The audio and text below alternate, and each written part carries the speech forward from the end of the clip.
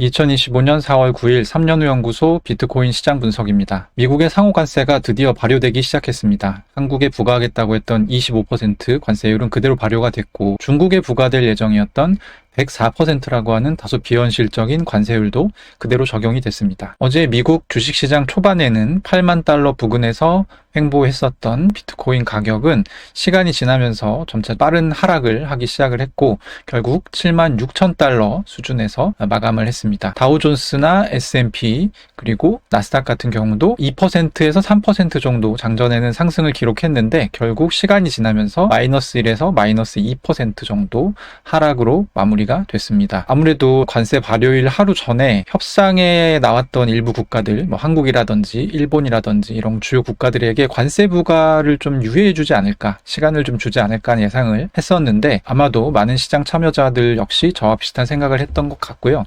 결과적으로 저는 틀렸고, 결과적으로 시장은 하락했습니다. 앞선 영상에서 미국 10년물 국채 수익률이 폭등하고 있다, 이거 심상치 않다라는 말씀을 드렸던 적이 있는데요. 그리고 이게 올라가는 것은 저희가 보는 비트코인 가격에 매우 좋지 않은 징조라는 얘기도 드렸었죠. 어제도 이 10년물 미국 국채 수익률이 초미의 관심사였습니다. 8일 마감 기준으로는 4.281%, 풀이장에서는 거의 4.5% 넘게 추가 폭등을 했기 때문입니다. 이 미국 국채 수익률이 중요한 이유는 미국 국채 가격과 반비례 관계에 있기 때문입니다. 그러니까 국채 수익률이 폭등했다라는 것은 시장에 미국 국채의 가격이 폭락했다라는 의미랑 같은 얘기죠. 왜 폭락했을까요? 저는 개인적으로 점점 불확실성이 높아지는 시장 분위기와 관세로 인한 물가 상승 우려, 그리고 연준의 금리 인하가 무산될 수 있다라는 예상 등등이 복합적으로 작용한 결과라고 생각합니다. 물론 4월 2일에 상호관세를 설정해 놓고 일주일이 지나도록 협상의 어떤 마무리 케이스를 하나도 만들지 못한 트럼프 정부에 대한 불안감도 10년물 국채 수익률 폭등에 일조했을 것 같습니다. 미국의 국채에 대한 선호도가 떨어지고 있다 라는 것은 저 혼자만의 뇌피셜이 아니라 시장에 있는 많은 리서치들과 경제 전문지들에서도 지적을 하고 있는 내용입니다. 실제로 한국 시간으로 9일 새벽에 미국 국채 3년물 580억 달러치에 대한 입찰이 있었는데, 이날 미국 국채 가격이 급락하면서 예상보다 수요가 많지 않았죠. 국채 가격이 급락한다는 것은 파는 사람이 많다는 얘기이기 때문에 신규로 국채를 입찰하는 경쟁률도 감소시키는 그런 효과가 있는 겁니다. 파이낸셜 타임즈하고 블룸버그는 요 입찰 소식을 전하면서 미국 국채시장의 큰 손들이 움직이기 시작했다. 움직이는데 어떤 방향으로 움직이겠어요? 미국 국채를 보유하기보다는 파는 방향으로 움직이기 시작했다 라는 보도를 내놓기도 했습니다. 파이낸셜 타임즈 같은 경우는 이 문제에 대해서 좀 다방면으로 보도를 하고 있는데요. 4월 7일 일면 기사에서는 지난주부터 각국의 연기금들이, 연금과 기금들이 블랙스톤 같은 글로벌 메이저 사모펀드들에게 유동성 확보를 좀 해달라, 손해를 봐도 되니까 지금 자금 회수를 해달라 요구를 하고 있다라는 보도를 하기도 했었죠.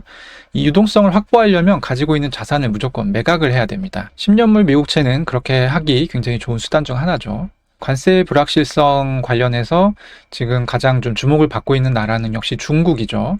9일 오후께 중국이 몇 가지 추가적인 입장을 밝혔습니다. 일단 첫 번째로, 우리는 미국과 대화를 할 수 있기를 촉구한다. 대화를 하자고 하니까 장전 프리장에 있는 나스닥 100 지수라든지 이런 부분들이 좀 반등하기도 했었는데, 제가 보기에는 이 대화를 촉구한다가 실제로 어떤 대화를 통해서 이 관세 문제를 해결해보자 이런 거보다는 이렇게 막 협박하지 말고 정상적인 대화를 하자, 이런 정도의 톤으로 느껴집니다. 왜냐하면 그 뒤에 나왔었던 입장들이 예전 입장들이랑 똑같은 입장들이었어요. 일단 중국은 미국의 압력을 받아들이지 않을 것이다. 그리고 중국은 확고한 의지와 풍부한 수단을 가지고 있으며 단호하게 대응하고 싸울 것이다. 이렇게 이제 얘기를 했기 때문에 결국에 그 대화를 왜 한다는 건지 모르겠지만 어쨌든 우리는 니네가 뭐 관세를 104% 때리고 뭐 200% 때리고 그렇게 한다고 해서 니네 말을 그대로 들어주지 않겠다, 이런 의지의 표명이라고 봐야 될 것 같습니다.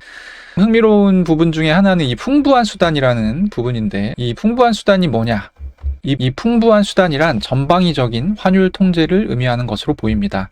원래 고율의 관세를 맞더라도 그만큼 자국 통화 가치를 떨어뜨리면 수출국은 피해를 보지 않는 속성이 있는데, 이는 2018년 트럼프가 중국의 관세 전쟁을 처음 걸었을 때 중국이 이렇게 대응하면서 아주 효과적이다라고 이제 실증된 방법이기도 합니다. 실제로 이제 인민은행은 4월 8일에는 위안화 고시 환율을 달러당 7.20 위안으로 설정을 했는데, 이게 2023년 9월 이후에 가장 높은 수준이에요. 그리고 이제 이렇게 설정을 하니까 중국이 위안화 약세로 대응을 하는구나 라고 해서 뉴욕 거래에서 역의 위안화 가격이 달러당 7.429 위안까지 떨어지는 결과를 낳기도 했습니다. 흥미로운 것은 위안화 절하가 중국의 자구책이 될 수는 있지만 글로벌 무역 차원에서는 또 다른 악재로 작용할 수 있다는 점입니다. 중국은 수출을 많이 하는 국가이기도 하지만 또 수입을 많이 하는 국가이기도 하거든요. 둘 다 이제 웬만큼 하는 국가인데, 위안화 가치를 일방적으로 중국이 떨어뜨리게 되면 중국은 그만큼 수출을 하면서 관세를 미국한테 맞아도 손해를 안 보게 되는, 그러니까 수출은 쉬워지지만 다른 국가에서 중국에 수출할 때는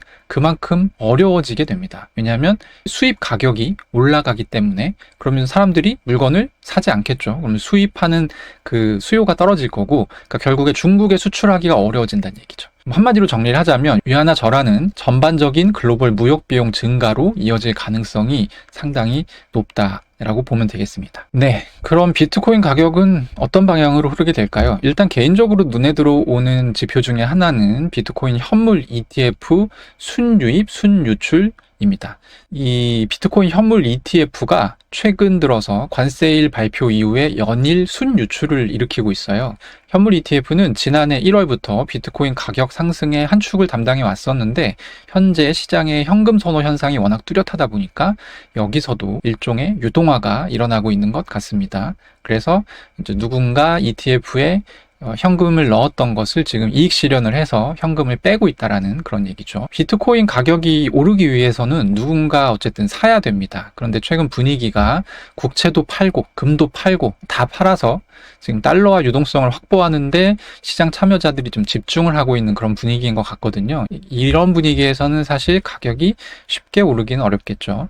그런 측면에서 10년물 국채 가격이 어떻게 변동하는지를 좀 더 면밀하게 주시할 필요가 있어 보입니다. 10년물 국채 수익률에는 시중의 물가 상승 예상치가 반영되는 측면도 있습니다. 당장 이번 주 목요일인 10일과 금요일인 11일에 연이어서 CPI, PPI, 그리고 미시간대 기대 인플레이션 수치 같은 물가 지표들이 대거 공개되기 때문에 이런 지표 발표들이 자아내는 변동성에도 유의해야 될 것 같습니다.